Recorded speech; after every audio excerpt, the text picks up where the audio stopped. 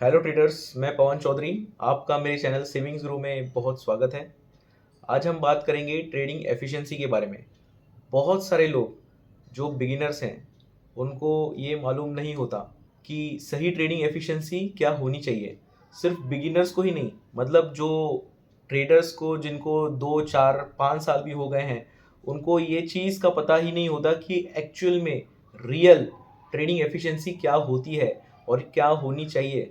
जिस टाइम पे मैं शुरुआत में ट्रेडिंग सीख रहा था उस टाइम पे मैंने तो यही समझा था कि अपने 90% ट्रेड्स सही ही होने चाहिए, है ना। एक्चुअल में 80 90 मोर देन 90, 80 भी नहीं, मोर देन 90% ट्रेड्स अपने सही ही होने चाहिए। मैंने ऐसा ही सोचा था और मैं उसके हिसाब से मैंने बहुत सालों तक घिसा, है ना। ये ऐसा है कि मुझे जिस राह पे चलना था, मतलब जिस डेस्टिनेशन पे जाना था, वो डेस्टिनेशन पे जाने के लिए मैंने गलत रास्ता ले लिया और मैं उस रास्ते तक तब तक चलता रहा जब तक मैं डेस्टिनेशन तक पहुंच नहीं जाता। और सच बोल रहा हूँ गाइस, मैं कभी भी नहीं पहुंचा। ठीक है, हमको मालूम ही नहीं होता कि एक्चुअल में सही एफिशिएंसी क्या है, हमको सही रिस्क टू रिवॉर्ड क्या रखना है। हमको इसके बारे में एक तिनके बराबर भी आइडिया नहीं होता है जिस टाइम पे अपन सोचते हैं कि अपने को ट्रेडिंग में करियर करना है। ठीक है गाइस, ये बात बहुत ज़्यादा इम्पोर्टेंट है क्योंकि यही चीज़ है जो अपने ट्रेडिंग में एज लाती है। ठीक है, एज तो रहा कि स्ट्रेटजी का पार्ट हो गया, लेकिन जो सोच का पार्ट है ना, जिस सोच से अपन जो भी जर्नी के लिए निकलते हैं, अगर वो सोच ही गलत हो तो क्या हम वो जर्नी कंप्लीट कर पाएंगे? बिल्कुल भी नहीं गाइस। ठीक है ट्रेडर्स, इस चीज़ को बहुत अच्छे से समझो। बहुत सारे लोग बहुत वक्त तक एक ही गलती करते रहते हैं, करते रहते हैं, करते रहते हैं। Your ability to create consistent results as a trader is all about what you expect. When you change your expectations to be consistent with the way the environment, the market environment exists, the fear will go away. When you change your expectations in a way that's consistent with the way the actual market environment exists, your fear will go away. And you'll be able to do exactly what you need to do when you need to do it without conflict, without hesitation, and be able to close that profit gap between what your methodology will give you and what you end up with in your bottom line. अभी guys मैं mark Douglas जी के interviews को dub कर रहा हूँ। ठीक है, तो ये उन सीरीज़ का एक छोटा सा क्लिप है। तो अभी इस चीज़ को समझते हैं कि हम सही रास्ते पर कब जाते हैं, हम सही सोच से कोई भी जर्नी के लिए निकलते हैं तब हम कभी सही होते हैं। ठीक है, जब अपनी एक्सपेक्टेशंस रियलिस्टिक होती है, जब अपनी सोच सही होती है। ऐसे नहीं कि हम अपनी ख्याली पुलाव बना रहे हैं। ऐसा नहीं होना चाहिए कि हम अपनी परियों की दुनिया में उड़ रहे हैं, हाँ ये हो सकता है, वो वैसा हो सकता है, ऐसे ऐसे नहीं। हमको जो भी काम करना है वो रियलिस्टिकली ही करना है। ठीक है, और उसके लिए सबसे पहले रियलिस्टिक एक्सपेक्टेशंस होना बहुत ज़्यादा ज़रूरी है। ठीक है, अगर रियलिस्टिक एक्सपेक्टेशंस है तो ही फिर ये एफिशिएंसी आती है, रिस्क रिवॉर्ड आता है, वगैरह वगैरह, मतलब ट्रेडिंग में करियर बनता है। लेकिन अगर हम एक्सपेक्टेशंस ही गलत लेके अगर निकलें इस जर्नी के लिए तो सब गड़बड़ हो जाएगा। ठीक है, और एक्सपेक्टेशंस को समझने के लिए ये वीडियो चेकआउट करो। ठीक है, यहाँ पे एक प्रोफेशनल ट्रेडर्स कैसे सोचते हैं, क्या करते हैं, कैसा मतलब उनका एक्सपेक्टेशन होता है। ठीक है, ये सब एकदम डिटेल में एक्सप्लेन किया हुआ है। तो गाइज अभी ये शॉर्ट में क्या बताया इन्होंने कि अगर आप अनरियलिस्टिक एक्सपेक्टेशंस के साथ ट्रेडिंग करोगे तो फिर फियर आएगा। ठीक है, ये फियर क्यों आता है? जब भी अपन सोचते हैं कि यार ऐसा होना चाहिए लेकिन वो वैसा नहीं होता तो फिर फियर आता है। अगर हमने जैसा सोचा है कि ऐसे ही होना चाहिए और अगर वो वैसा होता है तो फिर फियर नहीं आता गाइस। ठीक है, इस बात को बहुत अच्छे से दिमाग में उतार लो। फियर कब आता है, फियर कब नहीं आता। सबसे पहले रियलिस्टिक एक्सपेक्टेशंस। अब चलते हैं एफिशिएंसी की तरफ। You don't even need a 50% win-loss ratio. Right. As a matter of fact, back in the 80s, there are, one of the most famous traders from the 80s, Richard Dennis, on a percentage basis, 95% of his trades were losers. 95%. But the 5% that were winners were monsters. And he was able to put on trades at a 95% loss ratio and make at the most at one point, and I think around 1987 or 1988, Now, he had $400 million. Is that using his edge or his money management or a combination of both? of all of it. अभी traders, मैं पिछले कई सालों से, मतलब शायद 2.5-3 साल से मैं बोल रहा हूँ कि जो मेरी ट्रेडिंग एफिशिएंसी है वो 10 to 30% के बीच में वेरी करती है, ठीक है, 10 to 30%। और इस ट्रेडिंग एफिशिएंसी के साथ मैं घर चला पा रहा हूँ, मैं पैसा कमा पा रहा हूँ, ठीक है। बहुत वक्त तक मैंने ट्राई किया कि अपनी एफिशिएंसी अबव 50 रहे, 40% के आसपास भी रहे, लेकिन वो गाइस, वो एक्चुअल में जब भी करने जाओ तभी वो नहीं होता, क्योंकि हम नेकेड ट्रेडिंग करते हैं। मैं हैजिंग वेजिंग कुछ करता नहीं, क्योंकि हैजिंग में जो अपन हैजिंग का जो ट्रेड लेते हैं उसकी कॉस्ट लगती है। हैजिंग में अगर हैजिंग वाला ट्रेड अगर गलत डायरेक्शन में जाता है तो फिर उसका लॉस माइनस करना पड़ता है, ठीक है। ये कुछ चीज़ें हैं, मैं हैजिंग नहीं करता, मैं नेकेड ट्रेडिंग करता हूँ। और गाइस, जो भी प्रोफेशनल ट्रेडर्स रहे हैं वो भी विदाउट हैजिंग से ही काम करते हैं। अगर आप इंस्टीट्यूशंस के पास जाओगे, इंस्टीट्यूशन के हिसाब से सोचोगे तो फिर वो हैजिंग यूज़ करते हैं, लेकिन उनका कैपिटल बहुत बड़ा होता है, ठीक है। तो अपन यहाँ पे बात कर रहे हैं नेकेड ट्रेडिंग की, ठीक है गाइस। तो अभी इन्होंने क्या कहा ये शॉर्ट में कि एक रिचर्ड डेनिस करके एक ट्रेडर था, ठीक है, वो अपने ट्रेड्स लेते थे, उसमें 95% लूजर्स होते थे और सिर्फ 5% ही विनर्स होते थे।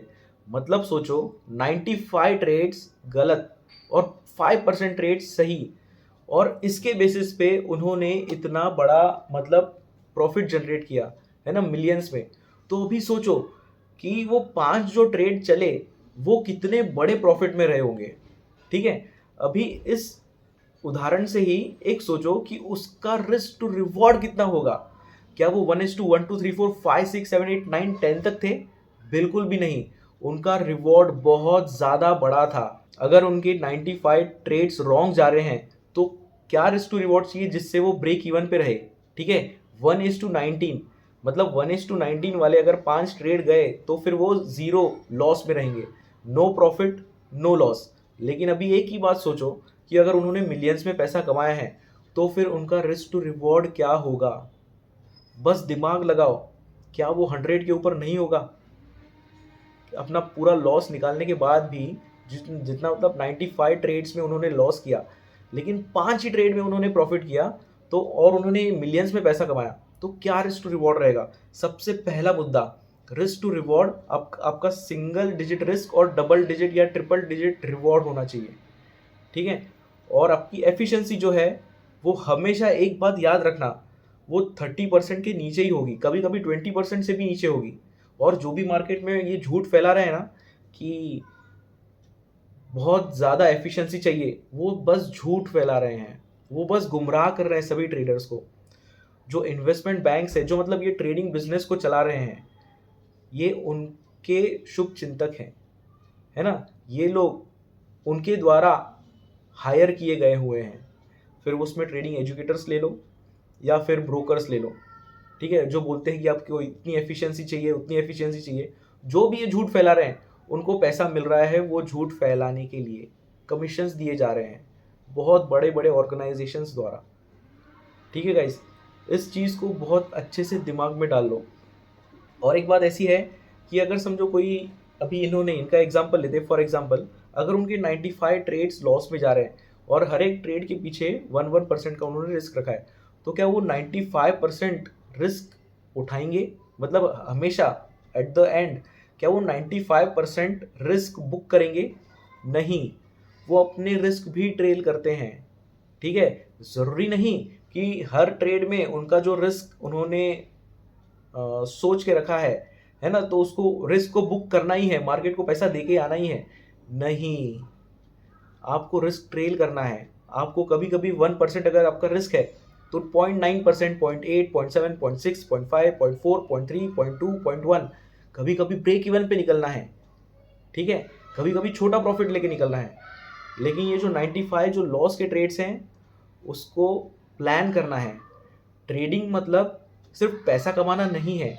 ट्रेडिंग मतलब जो अपने लॉसेस के नंबर्स ऑफ ट्रेड्स हैं उसको अच्छे से प्लान करना, क्योंकि हम यहाँ पे नेकेड ट्रेडिंग कर रहे हैं, हम यहाँ पे स्पेकुलेशन कर रहे हैं, तो हमको बहुत ही धैर्य से, ठंडे दिमाग से काम करना है, ठीक है। हमको मालूम होना चाहिए कि हम 50% की ज़्यादा, मतलब बहुत ज़्यादा बार हम गलत होने वाले हैं और बहुत कम बार हम प्रॉफिट में जाने वाले हैं। ठीक है, तो जो हम बहुत कम बार जो जहाँ पे हम प्रॉफिट में जाने वाले हैं, हमको उन एरिया को भी प्लान करना है, और जहाँ पे लॉस सबसे बड़ा है, मतलब बहुत बार जब भी हम गलत हैं, हमको उस एरिया को भी प्लान करना है बहुत अच्छे से। मतलब लॉसेस को जितना हो सके उतना कम करना, और जो 5 जो सिर्फ सही ट्रेड जा रहे हैं उनका प्रॉफिट कैसे बढ़ सकता है वो देखना। मतलब पिरामिडिंग करना जितनी बार हम राइट हो रहे हैं। ठीक है, ये एक बहुत ही डिफ़िकल्ट ट्रुथ है समझने के लिए, है ना? अगर ये जल्द से जल्द समझ लिया जाए तो ट्रेडिंग में बहुत सारा वक्त बचेगा।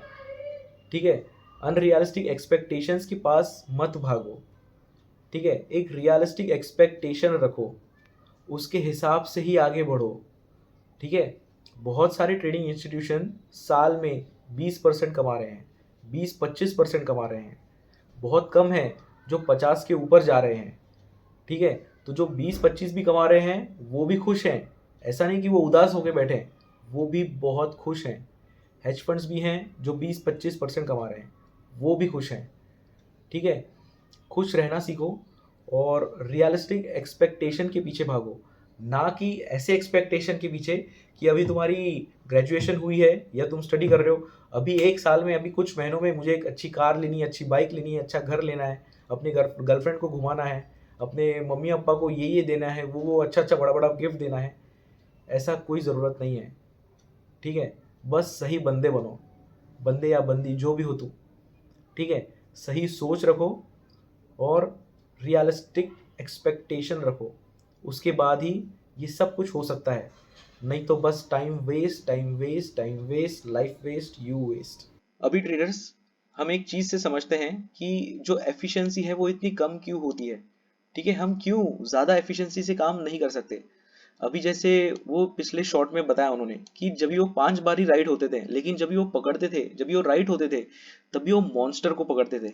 ठीक है, तो मॉन्स्टर बहुत कम होते हैं, छोटे छोटे कीड़े मकोड़े बहुत ज्यादा होते हैं। ये हर एक जो भी कैंडल दिख रही है ना, वो सब कीड़े मकोड़े हैं। लेकिन अगर मॉन्स्टर पकड़ना है तो देखो, ये 1 2 3 और ये 4, देखो यहाँ पे ट्रैप हुआ है। फियर ट्रेडिंग कहा जाता है इसको। यहाँ पे बहुत सारे रिटेलर्स ट्रैप हुए हैं। ये कोरोना मूव है, यहाँ पे छोटा ट्रैप हुआ, फिर उसके बाद ये ट्रैप होने के बाद ये देखो ये यहाँ से नीचे आया, और ऐसे यहाँ पे लोगों को लगा कि ये रिटेस्ट हो रहा है और वापस यहाँ से और नीचे जाएगा, लेकिन ये नीचे नहीं गया गाइस, ये ऊपर गया। तो देखो ये मॉन्स्टर पकड़ना मतलब ये है। ये देखो कितने साल में, ये देखो यहाँ से जब से शुरुआत हुई है 2009 से 2020 में, मतलब 10 साल के बाद ये एक इतना बड़ा मूव आया है ना। ये निफ्टी में, मतलब निफ्टी रिप्रेजेंट करता है पूरे स्टॉक मार्केट में। और अगर आप स्टॉक्स को देखेंगे तो यहाँ पे बहुत सारे स्टॉक्स डबल हुए हैं, ट्रिपल हुए हैं, 10-10 गुना तक बढ़े हैं। ठीक है, सिर्फ यही मूव में। इसलिए ट्रेडिंग एफिशिएंसी कम हो जाती है, क्योंकि मॉन्स्टर पकड़ना होता है, बहुत बड़े बड़े ट्रेड्स।